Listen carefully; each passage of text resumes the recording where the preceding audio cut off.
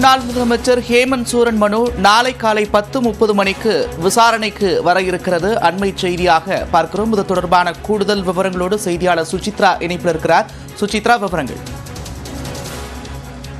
ஜார்க்கண்ட் முன்னாள் முதல்வர் ஹேமந்த் சோரனுடைய மனு என்பது தற்பொழுது நாளை உச்சநீதிமன்றத்துடைய சிறப்பு அமர்வில் விசாரணைக்கு வர உள்ளது. குறிப்பாக அமலாக்கத்துறையினுடைய கைது நடவடிக்கைகளுக்கு எதிராக ஜார்க்கண்டுடைய முன்னாள் முதல்வர் ஹேமந்த் சோரன் சார்பில் நேற்று உச்சநீதிமன்றத்தில் புதிய மனு என்பது தாக்கல் செய்யப்பட்ட நிலையில் அந்த மனு என்பது நாளை காலை 10:30 மணிக்கு நீதிபதிகள் சஞ்சீவ் கண்ணா, MM சுந்தரேஷ் மற்றும் பெலா திரிவேதி ஆகியோர் அடங்கிய அமர்வில் 10:30 மணிக்கு விசாரிக்கப்படும் என்ற ஒரு அறிவிப்பை தற்பொழுது உச்சநீதிமன்றமானது அதிகாரப்பூர்வமாக பிறப்பித்திருக்கிறது.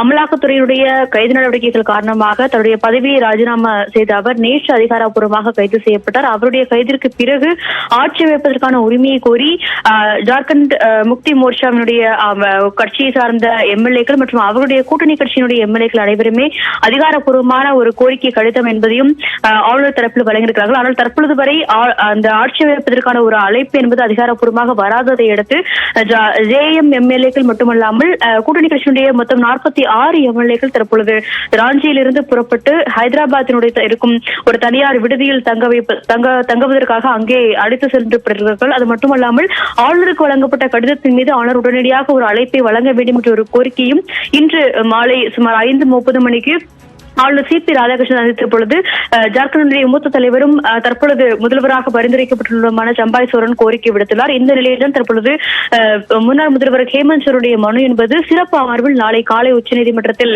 விசாரணைக்கு வர இருக்கிறது.